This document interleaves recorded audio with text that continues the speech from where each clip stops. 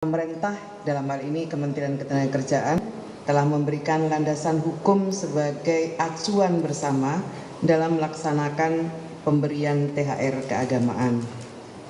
Pada hari ini, saya ingin menegaskan dan mengingatkan kembali hal-hal yang sudah diatur dalam regulasi yang sudah ada melalui penerbitan Surat Edaran Menteri Ketenagakerjaan tentang pelaksanaan pemberian tunjangan Hari Raya Keagamaan tahun 2024 bagi pekerja atau buruh di perusahaan.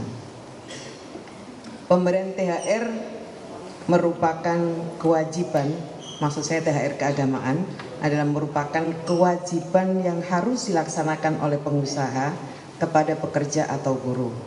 Hal ini secara tegas telah diatur dalam Peraturan Pemerintah Nomor 36 Tahun 2021 tentang pengupahan, dan untuk tataran pelaksanaannya diatur dalam Peraturan Menteri Ketenagakerjaan Nomor 6 Tahun 2016 tentang tunjangan Hari Raya Keagamaan bagi pekerja atau buruh di perusahaan.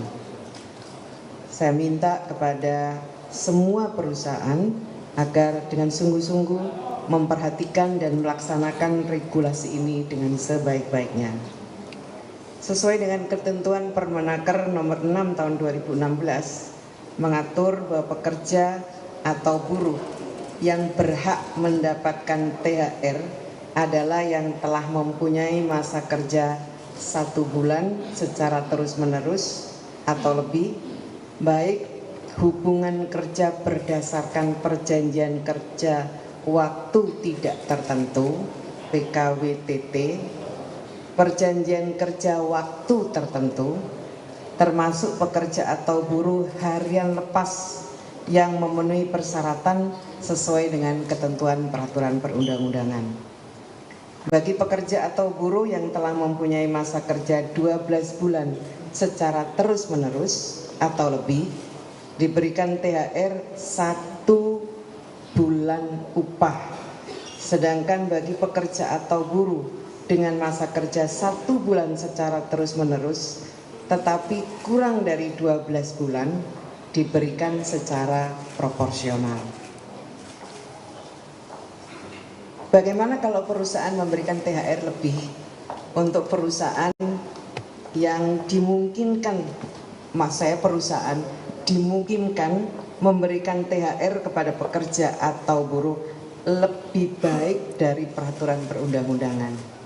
Oleh karena itu, dalam Permenaker Nomor tahun 2016 diatur bahwa bagi perusahaan yang dalam perjanjian kerja, peraturan perusahaan, perjanjian kerja bersama, atau kebiasaan yang berlaku di perusahaan telah mengatur besaran THR lebih baik dari ketentuan peraturan perundang-undangan, maka THR yang dibayarkan kepada pekerja atau buruh tersebut sesuai dengan PK, sesuai dengan PP, sesuai dengan PKB maupun sesuai dengan kebiasaan yang berlaku di perusahaan. Selanjutnya, THR keagamaan ini wajib dibayarkan paling lambat 7 hari sebelum Hari Raya Keagamaan. THR keagamaan ini harus dibayar penuh, tidak boleh dicicil. Sekali lagi saya pertegas kembali bahwa THR harus dibayar penuh dan tidak boleh dicicil. Saya minta perusahaan agar memberikan, sekali lagi ini saya minta kepada perusahaan untuk memberikan perhatian, dan saya berharap perusahaan taat kepada ketentuan ini. Saudara sekalian, tadi saya mengatakan bahwa dalam perhitungan besaran THR, upah yang digunakan adalah upah 1 bulan. Namun demikian, terdapat pengaturan upah 1 bulan bagi pekerja dengan perjanjian kerja harian lepas. Bila pekerja mempunyai masa kerja 12 bulan atau lebih, maka upah 1 bulan dihitung berdasarkan rata-rata upah yang diterima dalam 12 bulan terakhir sebelum Hari Raya Keagamaan. Sedangkan bagi pekerja harian lepas yang masa kerjanya kurang dari 12 bulan, maka upah 1 bulan dihitung berdasarkan rata-rata upah yang diterima tiap bulan selama masa kerja tersebut. Sedangkan untuk pekerja atau buruh yang menerima upah dengan sistem satuan hasil, maka perhitungan upah 1 bulan didasarkan pada upah rata-rata 12 bulan terakhir sebelum Hari Raya Keagamaan. Saudara sekalian yang saya hormati, surat edaran ini ditujukan kepada para gubernur di seluruh Indonesia dan juga agar disampaikan kepada bupati wali kota di wilayah atau di provinsinya masing-masing. Oleh karena substansi yang dimuat dalam surat edaran ini terkait bidang ketenagakerjaan, maka tentu saja surat edaran ini juga menjadi acuan bagi para kepala dinas di bidang ketenagakerjaan dalam melaksanakan tugas dan fungsinya.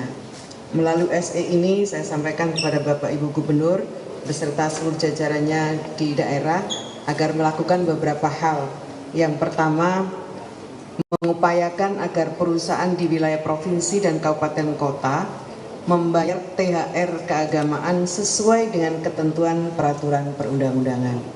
Yang kedua, ini sifatnya himbauan.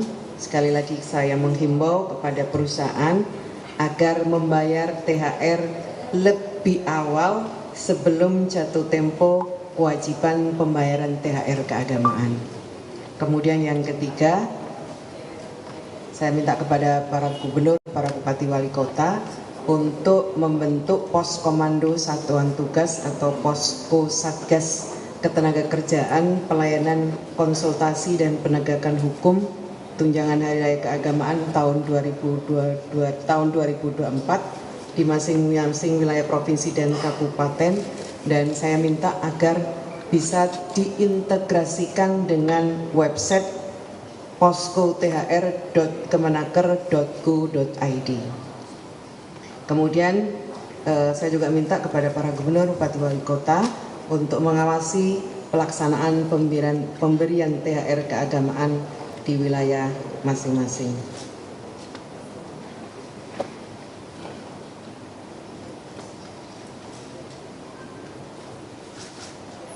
Saudara sekalian yang saya hormati, dengan dikeluarkannya surat edaran ini, maka kami juga memulai membuka posko THR keagamaan ini.